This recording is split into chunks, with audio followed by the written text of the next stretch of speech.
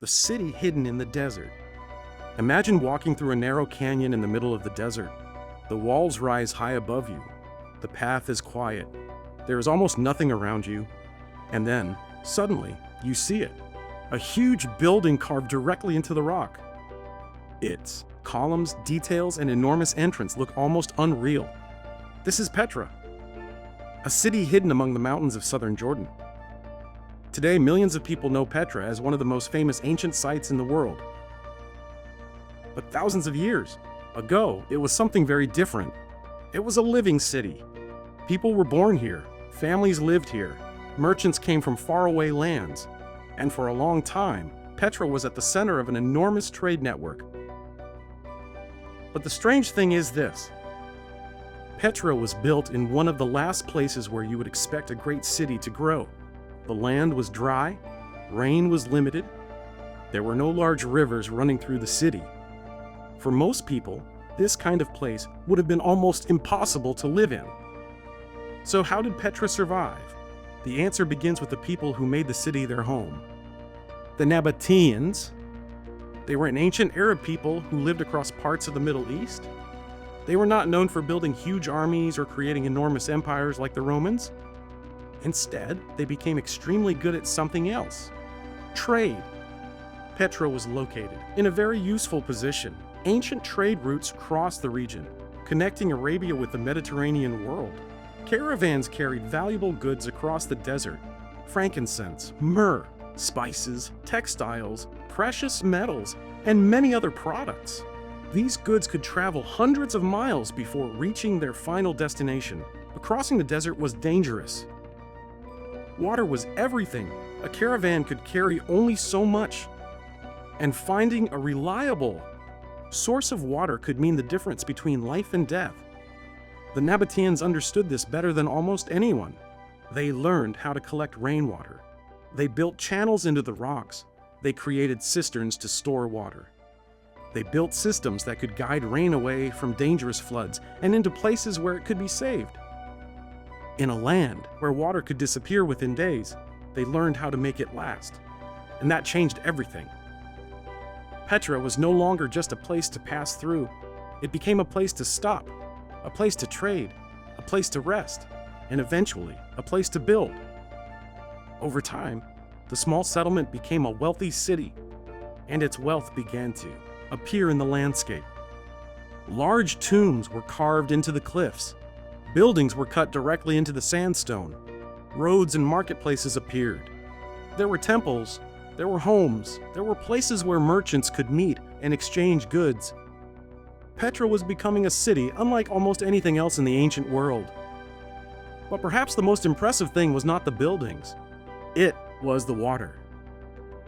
Hidden beneath the surface of the city was an enormous system of pipes, channels, reservoirs, and cisterns.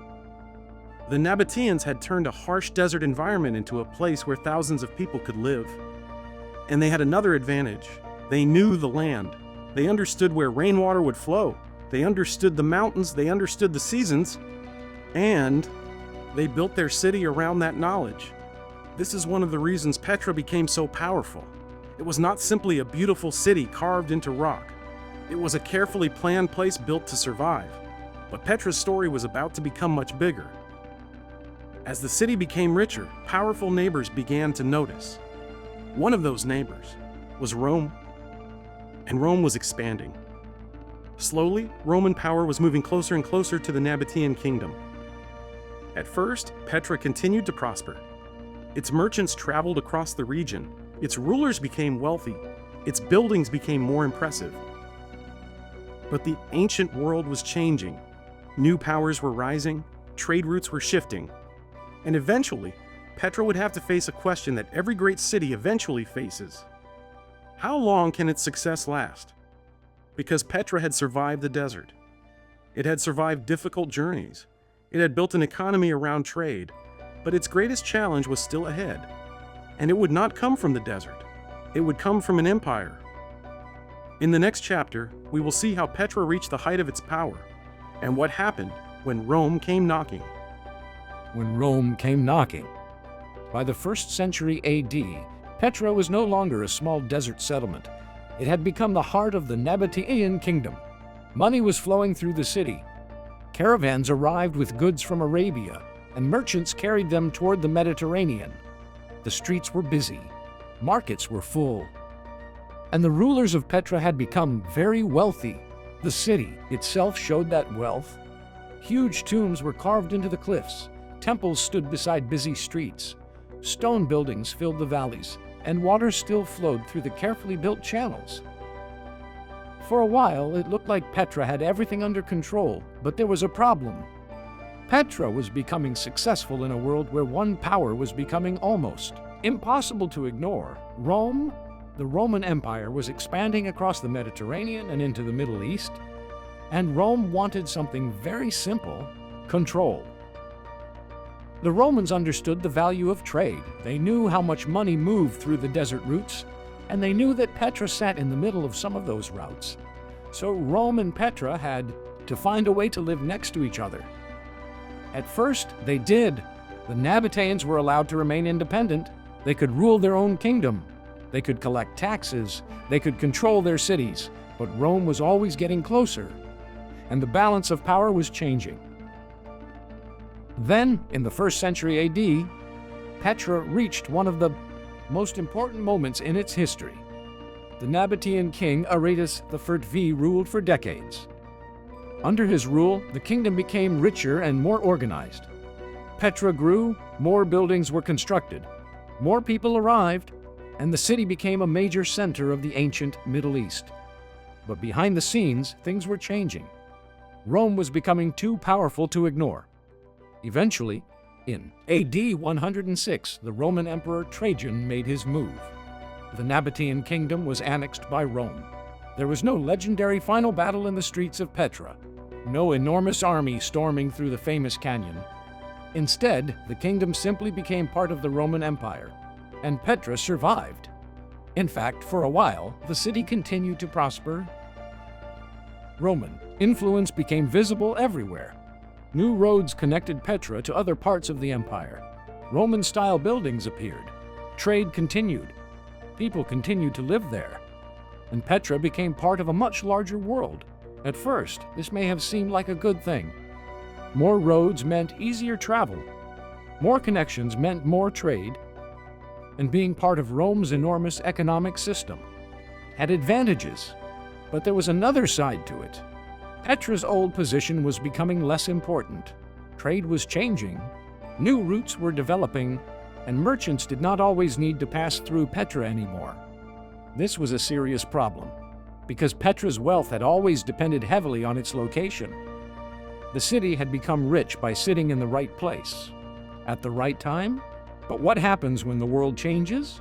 A road moves, a port becomes more important, a new route becomes safer, a different city becomes more convenient. Suddenly, the place that once seemed perfect can become less important. And this appears to be part of what happened to Petra. The city did not collapse overnight. People did not suddenly pack their belongings and disappear. Instead, the changes were gradual. Petra remained an important place, but its role was changing, and then another problem appeared. The region was not always peaceful. Earthquakes struck the area. Some buildings were damaged.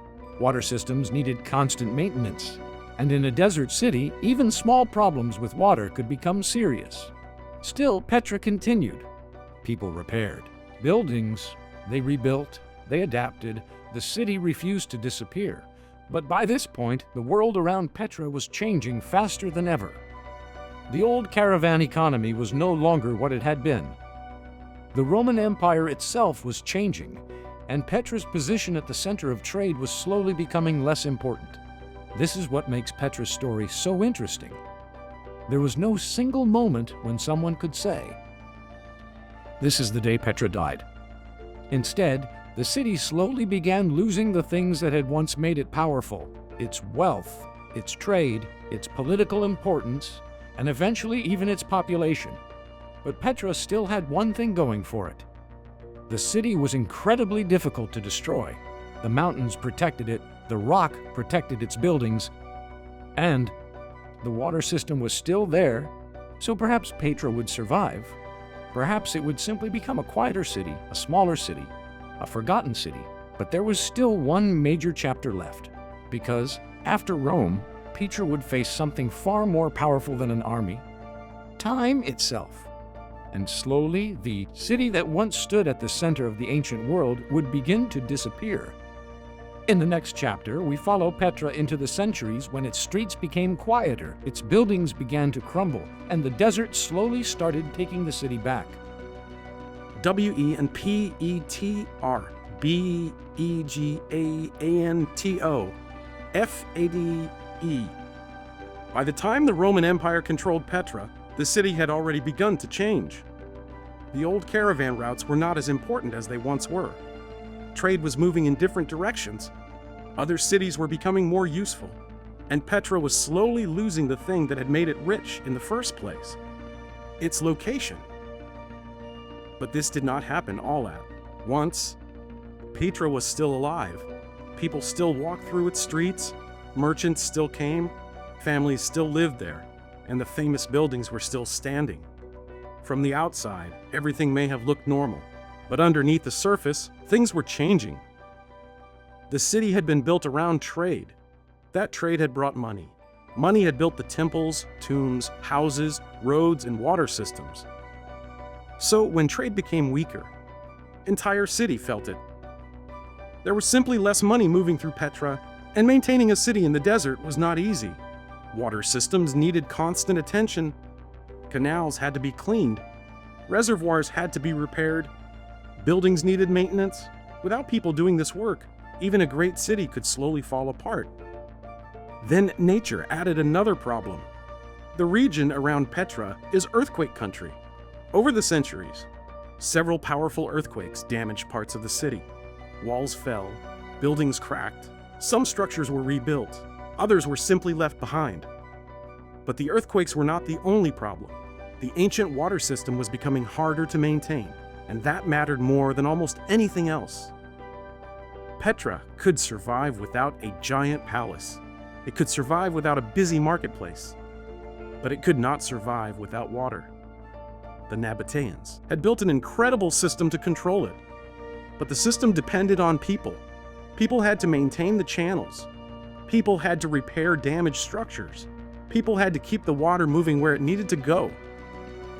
As the population became smaller, that became harder. And this created a slow cycle. Fewer people meant less maintenance. Less maintenance meant more damage. More damage made life in the city harder.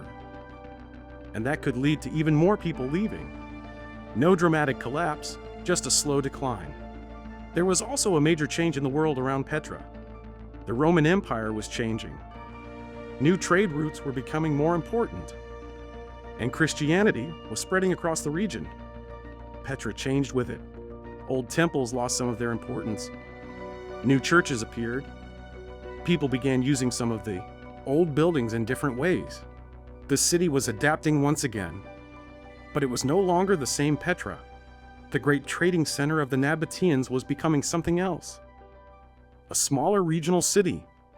A place with a long history, but a smaller role. And then came one of the biggest changes of all. The roads around Petra were no longer carrying the same number of merchants. Ships could move large amounts of goods across the sea. Ports became increasingly important. Trade did not disappear. It simply found new paths. And when trade finds a new path, cities built around the old path can suffer. Petra was not useless. It was simply no longer essential. That difference is important. Cities do not always disappear because something terrible happens to them. Sometimes the world simply moves on. A new road appears. A new port becomes successful. A new political center rises. And slowly, an old city becomes less important. That seems to be what happened to Petra. By the Byzantine period, people were still living there. Churches were built. Mosaics decorated floors. Life continued, but the city was much smaller than it had once been. The huge population of earlier centuries was gone. Many parts of Petra were no longer being used. Some buildings were abandoned. Others were reused. The great city was becoming a collection of smaller communities living among older ruins. And then another earthquake struck. In the 6th century, a powerful earthquake caused major destruction in Petra. Many buildings were damaged, the water system suffered. After centuries of pressure, the city had become increasingly difficult to maintain. Some people stayed, others left. And little by little, Petra became quieter. The streets that had once been filled with merchants became almost empty. The markets became smaller. The great monuments remained, but fewer people were there to see them. And nature began to take over. Dust collected inside abandoned buildings. Plants grew through cracks in the stone. Wind moved sand across empty streets. The mountains that had once protected Petra now helped hide it. The city was still there, but its importance was fading. Eventually, many of the people who had once called Petra home were gone. The buildings remained, the carved tombs remained, the temples remained, but the city itself was no longer what it had been. And this is where Petra's story becomes almost strange. Because the city did not completely vanish. It simply became forgotten by much of the outside world. For centuries, travelers in the region knew about the ancient ruins. Local communities knew the area, but the wider world had largely moved on. Petra became a place from another age. A city that had once been wealthy and powerful, now sitting quietly between the mountains, waiting, and for hundreds of years, very few people outside the region understood just how remarkable the place really was. Until, much later, someone decided to look for it. And when that happened, the world would see Petra again, not as a living city, but as one of the most mysterious ancient places on Earth. In the next chapter, we follow the journey that brought Petra back into the eyes of the modern world.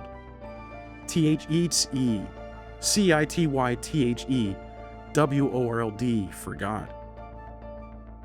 For hundreds of years, Petra was mostly silent.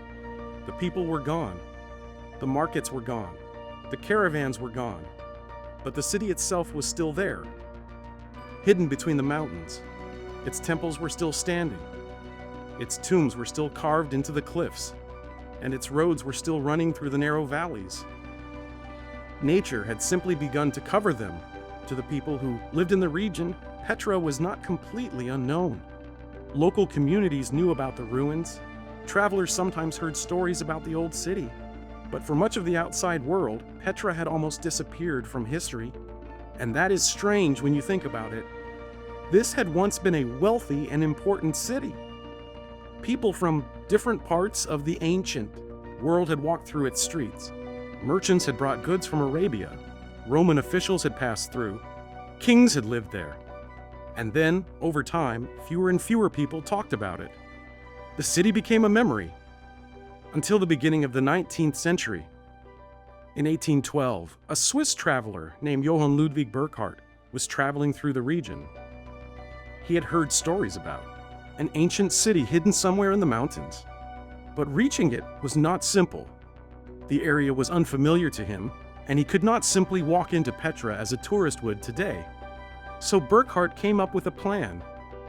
He traveled under a different identity and told local people that he wanted to visit the tomb of the prophet, Aaron. This gave him a reason to enter the area. He was guided through the mountains, and eventually he reached the narrow passage leading into Petra, the sick. Imagine that moment. After centuries of silence, a traveler walks through a narrow canyon. The walls rise around him. The path becomes darker. He keeps moving forward. And then the canyon opens. In front of him stands one of Petra's most famous monuments, the treasury, carved directly into the sandstone cliff. Huge, detailed, almost impossible to believe. For Burckhardt, this was not just an impressive building. It was evidence. The stories were real. The forgotten city really existed. He had found Petra, or perhaps more accurately, he had helped introduce Petra to the modern world. But there was still a problem. The world did not suddenly understand. Petra, people had questions. Who built it? Why was it carved into the mountains? How old was it? Why had people left? What had happened to the Nabataeans? And most importantly, how could a city like this have been forgotten? As more travelers arrived, interest in Petra grew. Artists began drawing the ruins. Travelers wrote about their experiences. European scholars became interested in the ancient city. And Petra slowly became famous. But early visitors did not always understand what they were seeing. Some imagined that the buildings were Egyptian, others connected them to the Bible. Some believed the treasury had once contained enormous treasures. The truth was more complicated. The building we call the treasury was most likely a monumental tomb, and Petra itself was much larger than that single famous facade. There were hundreds of structures across the landscape: tombs, temples, homes, roads, water channels, churches, public buildings. The more researchers studied Petra, the more complicated the story became. This was not simply a city carved into a mountain. It was a carefully planned urban center. The Nabataeans had created an entire system that allowed people to live in an extremely dry environment. They had understood water, they had understood trade, they had understood the landscape, and they had built their city around all of it. But modern archaeology also revealed something else. Petra had not simply been abandoned one day. Its decline had taken centuries. The city changed, people adapted, buildings were reused, new religions appeared, trade routes moved, earthquakes damaged the city, and eventually, Petra became smaller and quieter. That discovery changed the story. Petra was not a city that suddenly disappeared. It was a city that slowly transformed. And perhaps that makes its story even more interesting. Because when we look at the famous images of Petra today, it is easy to imagine a lost city frozen in time. But it was never frozen. For hundreds of years, people lived there. They changed the buildings. They repaired them. They added new structures. They changed their beliefs. They changed the way they used the city. Petra was alive. Until one day, it wasn't. And that raises a much bigger question. Why do some cities survive for thousands of years while others slowly disappear? Why do people leave places that their ancestors spent generations building? And can a city really disappear if its story survives? Today, Petra is one of the most recognizable ancient sites in the world. People travel thousands of kilometers to walk through this sick key. They stand in front of the treasury. They climb the ancient paths. They photograph the temples and tombs. But beneath the famous image is a much deeper story, a story about people who built a life in one of the harshest environments imaginable.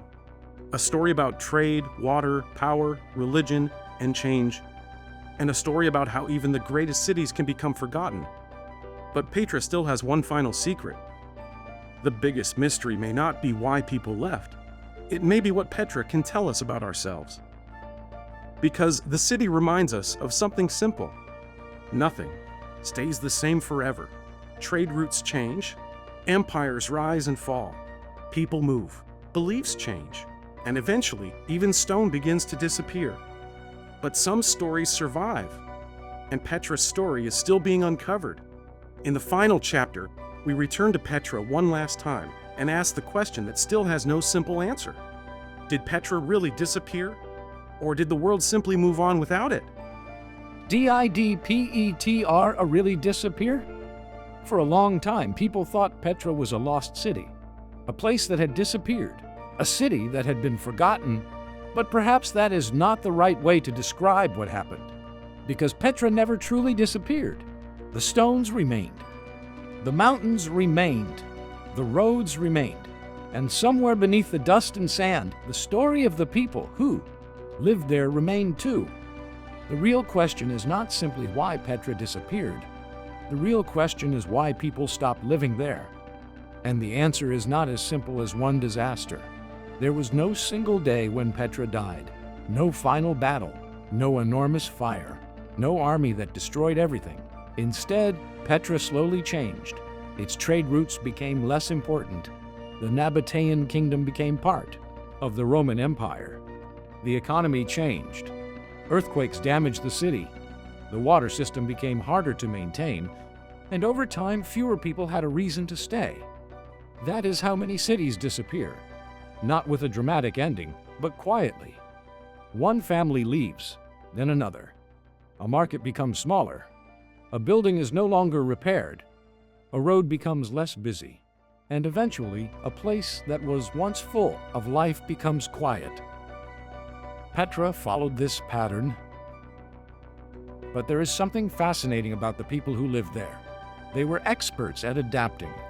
The Nabataeans had built a city in a dry and difficult environment. They found ways to collect water. They created trade networks. They worked with different cultures. They adopted new ideas, and when the world changed, they changed with it. That is why Petra's story is not really a story about failure. It is a story about adaptation. The people did not simply vanish. They moved. They mixed with other populations. Their language changed. Their culture changed.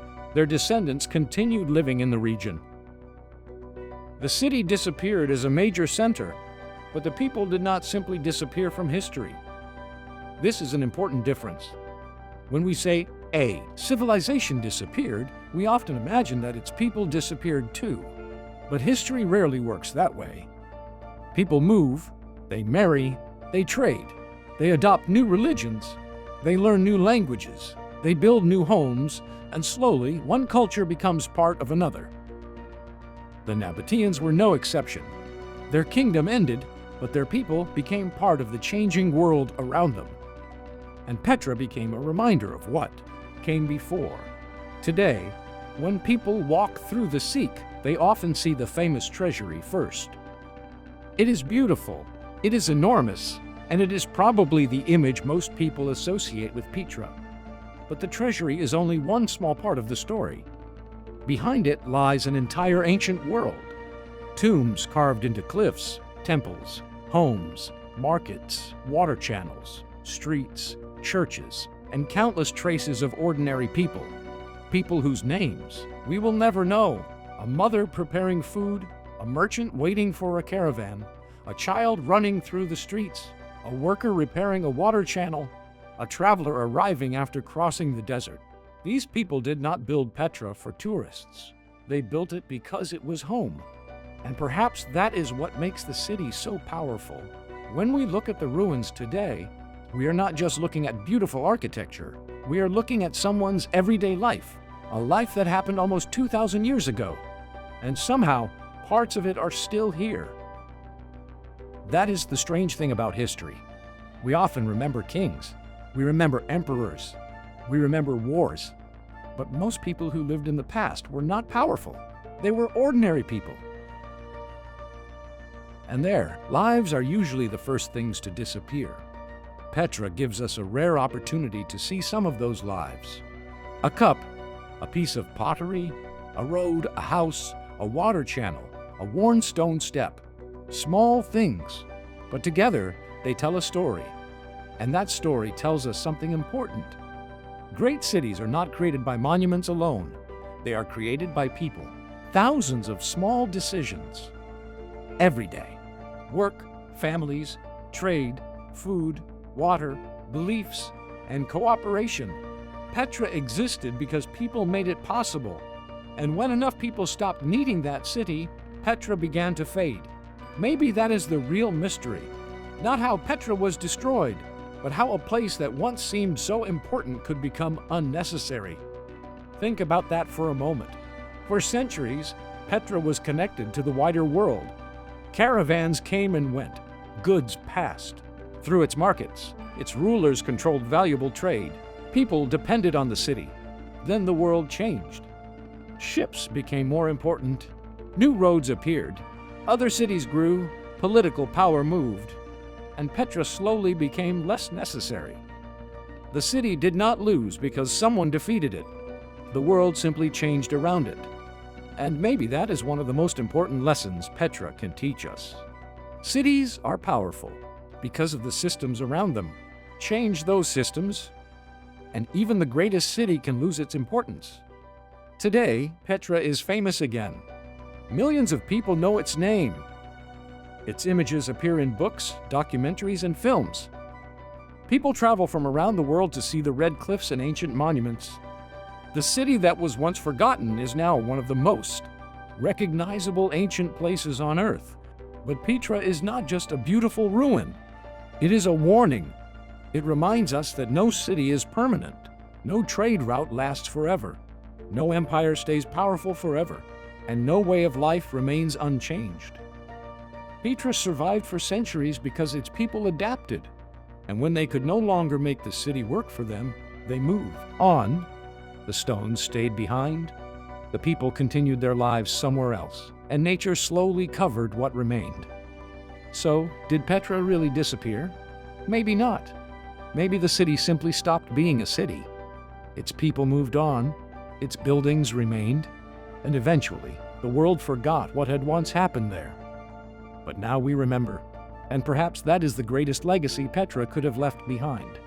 Not a kingdom, not an empire, not a fortune, but a story about people who looked at a dry and difficult landscape and decided to build a home there anyway, a story about a city that became rich through trade, a city that survived earthquakes, political change, and centuries of uncertainty, and a city that eventually became quiet. Petra reminds us that civilizations do not always end with destruction. Sometimes they simply change, and sometimes the greatest mystery is not why a city disappeared. It is why we still remember it thousands of years later. This is Lost World History. If you enjoyed this journey through Petra, like the video, leave a comment, and subscribe for more stories about the lost cities, forgotten civilizations, and mysterious places that shaped our world. Thank you for watching.